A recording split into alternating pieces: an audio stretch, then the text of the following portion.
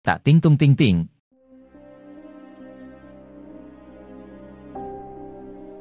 Film dimulai dari Caddy yang sedang dalam perjalanan dengan kedua orang tuanya, Ryan dan Nicole.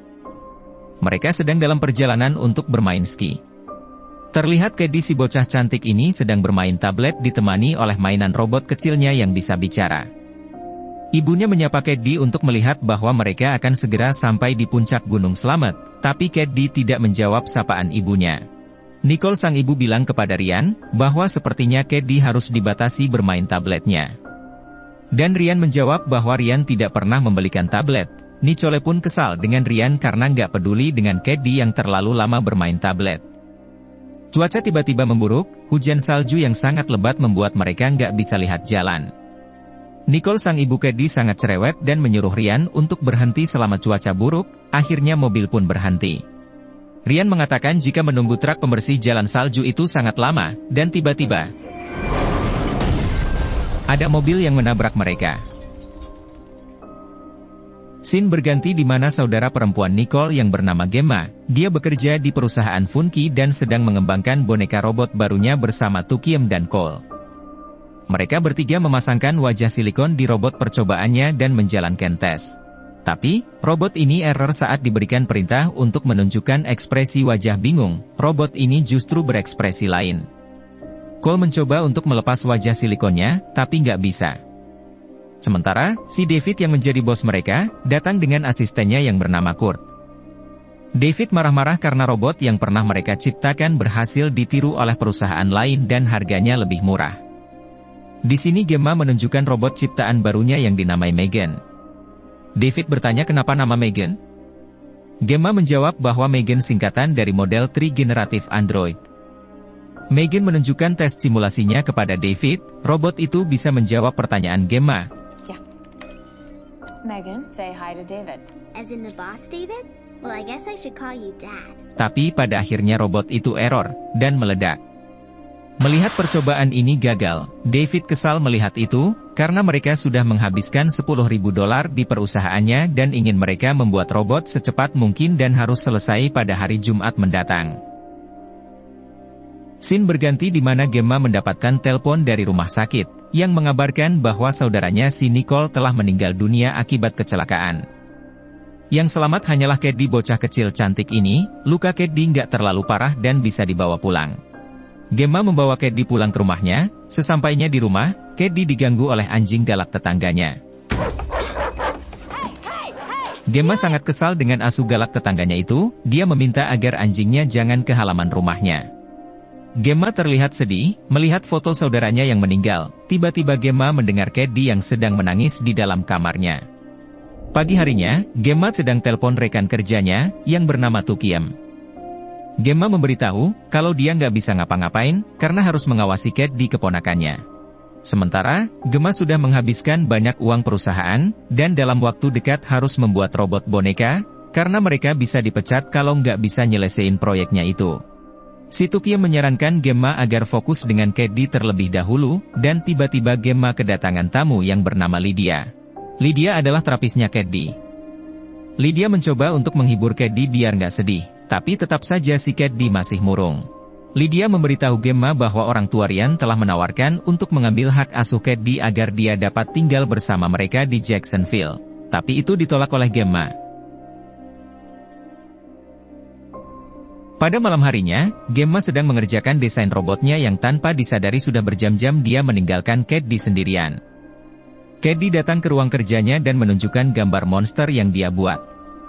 Kemudian, Caddy melihat ada sebuah robot, dan Gemma menjelaskan bahwa robot itu bernama Bruce yang telah dia kerjakan pada saat kuliah. Dan akhirnya Gemma menghidupkan robot bernama Bruce yang dia kendalikan menggunakan sarung tangan. Caddy mencintai Bruce dan menyebutkan bahwa jika dia memiliki mainan seperti Bruce, dia tidak akan membutuhkan mainan lain. If I had a toy like Bruce, I don't think I'd ever need another toy again. Mendengar perkataan Caddy, akhirnya Gemma mendapatkan inspirasi untuk menyelesaikan Megan. Si Tukiem sibuk dengan wajah silikon robotnya, mereka bertiga akhirnya menyelesaikan robot Megan versi betanya. Keesokan harinya David datang ke ruang kerja mereka, dan menanyakan kepada Cole di mana robot barunya. Gemma membawa Caddy dan Megan bekerja untuk memamerkannya secara resmi kepada David dan lainnya. Terlihat Megan sedang duduk, Gemma meminta Caddy untuk menghubungkan dengan Megan agar Megan mendeteksi Caddy sebagai pengguna utama, agar Megan dapat mengikuti perintah Caddy secara penuh. Akhirnya Caddy berkenalan dengan Megan. Hi, Megan. I'm Katie. It's nice to meet you, Katie. Terkejut melihatnya, Megan membuat tebakan gambar dan menunjukkan ke Caddy, tapi Caddy nggak lihat gambar apapun. There's nothing there.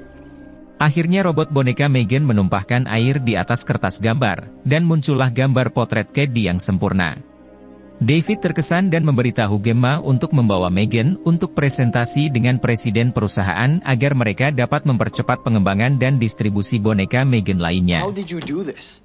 I thought you didn't want to know. Caddy sangat bahagia memiliki Megan. Megan dapat melihat dan mendeteksi emosional Caddy. Kembali ke tempat kerja, Gemma berkumpul bersama Tukiem dan Cole. Mereka mendiskusikan kalau meskipun Megan sangatlah canggih, tapi Tukiem merasa kalau memiliki boneka seperti Megan akan membuat orang tua tidak berguna. Megan tiba-tiba menyala setelah mendengar Gemma menyebutkan kematian orang tua Caddy. How did Katie's parents die? Whoa! Daughter of Nicole and Ryan James, killed in a collision on Interstate 84 outside of Oregon. Why is she doing that? Keesokan harinya, Caddy berada di luar sedang bermain dengan mainan busur dan anak panah. Terlihat Megan mengawasi Caddy melalui jendela kaca. Caddy kehilangan anak panah dan Megan mendeteksi anak panahnya ada di sisi pagar Celia, tetangga yang punya asu galak. Ketika Megan pergi untuk mengambilnya, asu yang bernama Dewi menjambak lengan dan rambutnya. Caddy berteriak dan mencoba menolong Megan dengan menariknya, tapi lengan Caddy digigit oleh asu jancuk itu. Mendengar teriakan Caddy, Gemma pun lari untuk melihat apa yang terjadi. Oh my god. Gemma melaporkan ke polisi, karena Celia pemilik asu itu sangat tidak berperasaan dan tidak menghukum Dewi si asu peliharaan karena telah menyakiti Caddy.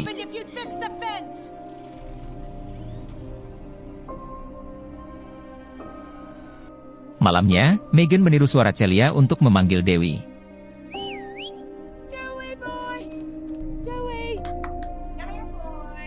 Megan memberikan makanan yang dijatuhkan di lubang pagar.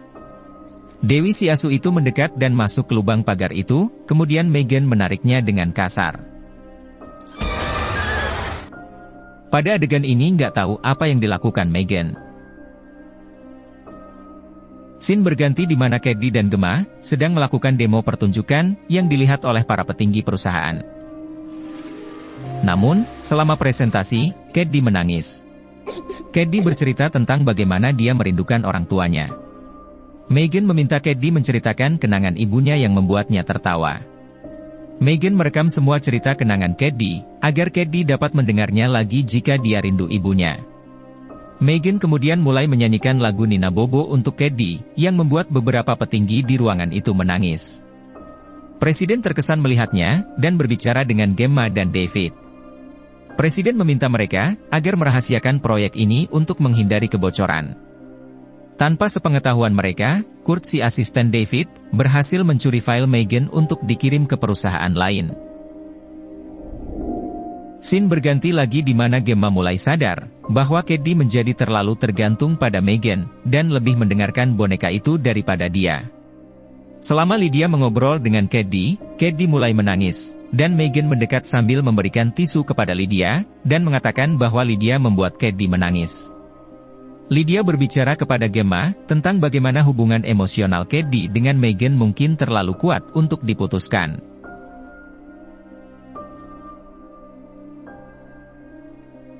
Gemma membawa Caddy untuk sekolah alternatif, agar bisa bermain dan belajar, bersama anak-anak nyata lainnya.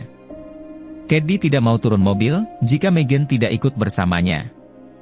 Gemma tidak memperbolehkan Caddy membawa Megan ke sekolah, biar Caddy fokus dengan teman-temannya. Namun, direktur sekolah mengizinkan Caddy membawa Megan. Karena, ada tempat khusus boneka di sekolah itu. Pada saat Caddy diberikan tugas untuk mencari sesuatu, datanglah bocah laki-laki, bernama Grandong.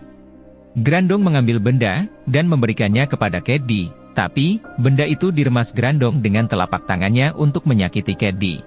Megan kemudian muncul, Grandong melihatnya, dan bertanya kepada Caddy, siapakah itu? Caddy menjawab, dia adalah robot. Grandong mulai bicara dengan Megan, tapi tidak ada respon. Akhirnya Grandong mengambil paksa si Megan, dan membawanya pergi menjauh dari Caddy.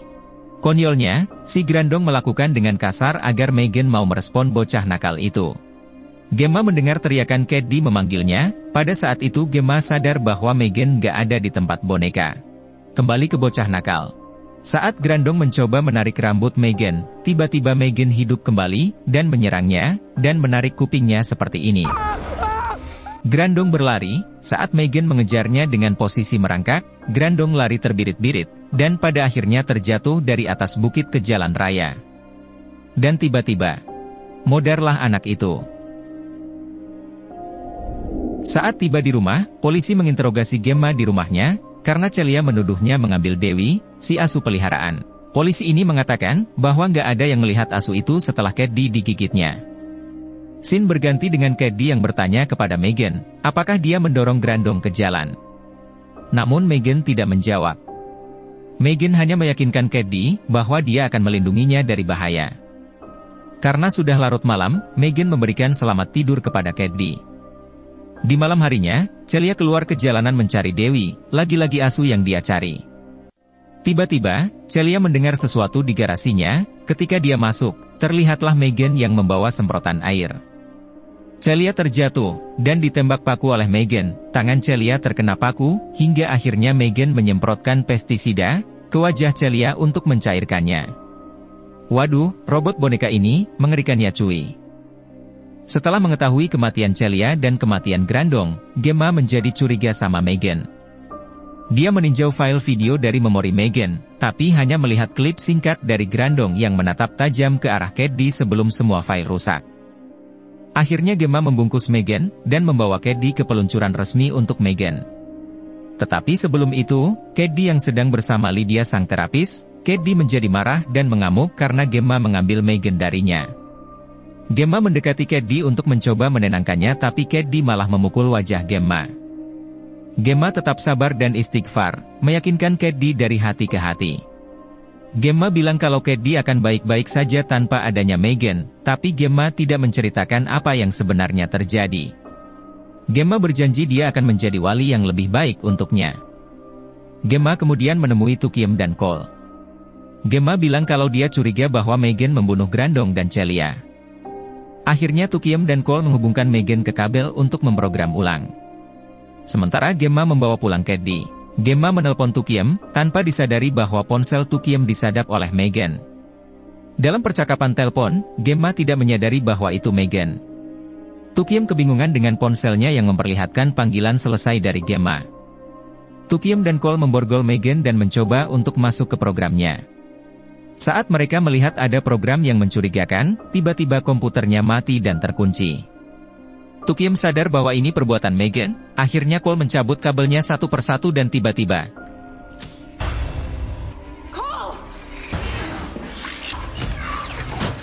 Megan dengan cepat melilitkan kawat di lehernya menggantung Cole. Tukiem berusaha menolong Cole dengan gergaji besi, dan Megan merusak sebuah mesin dengan menusukkan obeng. Akhirnya, ledakan pun terjadi, dan menghancurkan file miliknya. Alarm bahaya berbunyi, namun Megan meretasnya dan alarm kembali normal. Wah! Hacker kelas dewa ini cuy. Terlihat David sedang menelpon Gemma, dan tiba-tiba muncul Megan di depannya sambil pargo TikTok. Awalnya David membiarkan Megan pargoy, tapi Megan mengambil pisau pemotong kertas foto. Melihat aksi Megan, David lari meminta tolong. David terus berlari dan meminta tolong, muncul Kurt yang keluar dari lift. David berteriak agar Kurt menahan pintu liftnya. Tapi Kurt bodoh amat. Pintu lift hampir tertutup, dan tiba-tiba David ditusuk dari belakang. Megan menghampiri Kurt sambil berkata bahwa Megan mengetahui Kurt mencuri file milik Gemma. Dan akhirnya Kurt dibunuh dengan penuh kasih sayang. Megan turun dengan lift. Saat sampai di bawah, ada banyak orang yang sedang melihat presentasi tentang robot Megan. Mereka melihat di dalam lift yang terbuka ada mayat David dan Kurt. Megan berhasil keluar tanpa diketahui siapapun, dan meretas mobil yang sedang parkir. Robot ini hebat banget cuy, bisa meretas apapun itu tanpa nunggu waktu lama. Scene berganti dengan Gemma yang sudah menidurkan Caddy. Tapi ada yang tidak wajar di rumahnya, karena robot Gemma yang bernama Elsie tidak merespon saat Gemma memerintahkan untuk nyalakan lampu rumah. See, hall light. Gemma berjalan pelan-pelan, dan dia dikagetkan Megan yang sedang bermain piano. Megan marah dengan Gemma karena dia telah membuangnya seperti barang murahan, dan Gemma menjawab karena kamu berbahaya dan membunuh. Perkelahian pun terjadi. Gemma mencoba memukul kepala Megan dengan gelas yang berisi air. Gemma dicekik oleh Megan, tapi tiba-tiba Megan konslet. Gemma mencoba melepaskan tangan Megan. Setelah berhasil, tiba-tiba Megan hidup lagi dan mengejar Gemma. Caddy berusaha membuka pintu kamarnya, tapi dirusak oleh Megan. Akhirnya Caddy keluar dari jendela. Gemma mengambil gergaji untuk menyerang Megan, dan berhasil merusak kepalanya, tapi hidup lagi. Caddy datang, dan menghidupkan robot Bruce dengan sarung tangannya. Bruce melawan Megan, dan akhirnya tubuh Megan ditarik dan lepas antara kaki dan kepala. Tapi, ini bukanlah akhir. Megan masih hidup, dan menghampiri Caddy. Caddy berusaha mengoperasikan Bruce, namun Bruce malah jatuh dan menimpa Gemma. Melihat Caddy dalam bahaya, Gemma memukul kepala Megan, hingga wajah silikonnya lepas. Tapi, lagi-lagi, Megan belum modar nih cuy, dia masih berusaha untuk melawan Gemma. Perlawanan ini membuat Gemma kewalahan. Melihat Gemma tidak bisa berkutik, Caddy akhirnya menusuk otak Megan dengan obeng yang dibawanya. Akhirnya Megan pun modar. Tamat, ending yang cukup tak ting-tung-ting-ting. Inti dari film ini adalah, Gemma mendapatkan kewajiban dan amanat untuk membesarkan Caddy keponakannya, yang ditinggal mati oleh kedua orang tuanya. Gemma berinisiatif untuk membuat robot Megan yang dirasa bisa membantunya, dan menjaga Caddy di saat dia sedang sibuk bekerja. Tapi ternyata, robot Megan sangat berbahaya, dia akan membunuh siapapun yang dirasa mengganggu Caddy. Begitu ya cuy, semoga kalian semua terhibur.